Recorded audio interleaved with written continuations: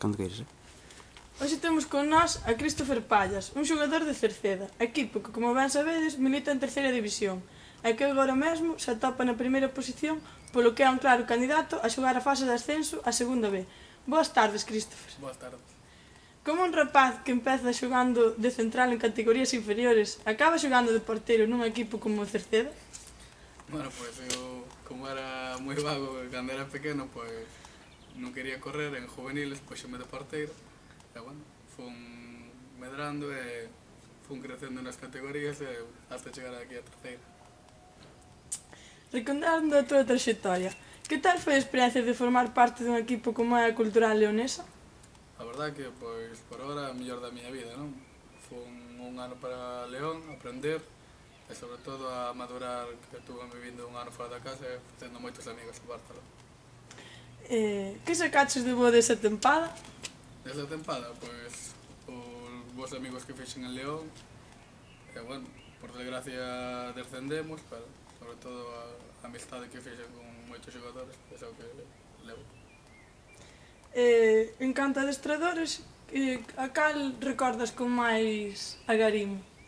O máis agarimo, pois, o que me fixo debutar en terceira división, Juan José Vila. Se non fora por el, pois, ao mellor ahora mesmo non estaría aquí. Segues tendo contacto con el? No, sei que está no Valencia, en primeira división, pero non teño contacto ahora mesmo con ele. En canto a compañeiros, tanto nas categorías inferiores como hasta ahora, a cal recordas especialmente? Especialmente Alex Canedo, porque viví moitos anos con casi todos os equipos e me encontrei con ele e a verdade é que pasamos moitos anos juntos. Tes algunha manía ou obxecto que che dé sorte? Se é así, dinos cal é ou en que consiste. Manías no campo, sobre todo non pisar as líneas do campo e pisar co pé dereito. Vale. Con que equipo te identificas, o sea, en primeira división, máis ou menos? Co Real Madrid. En canto a xogadores, cal é o teu referente futbolístico? Pois, ahora mesmo Iker Casillas.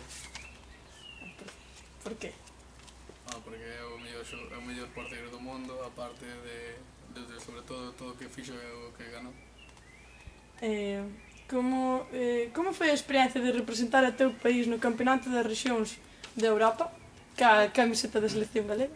A verdade que foi unha experiencia moi bonita, aparte representar a Galicia a nivel de rexións en Malta, pois a verdade que no nivel no que estamos en terceira división é o que máis se pode pedir. Crees que nese campeonato se favoreceron outros equipos? Sí, a verdade que nós no último partido tiñamos a opción de pasar para xogar a última fase.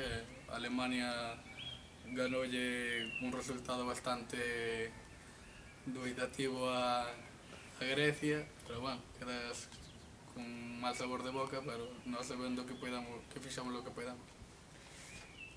En canto ao vestuario de Cerceda, hai bo ambiente? A verdade que o que prima en Cerceda é o moi bo ambiente que hai. Ves futuro nas categorías inferiores de Cerceda? Algún xogador así? Sí, pero bueno, ao ser unha poboación moi pequena, pois a verdade que é complicado, pero bueno, aparte están empezando desde categorías moi baixas a formar a xente, e iso sempre é bo.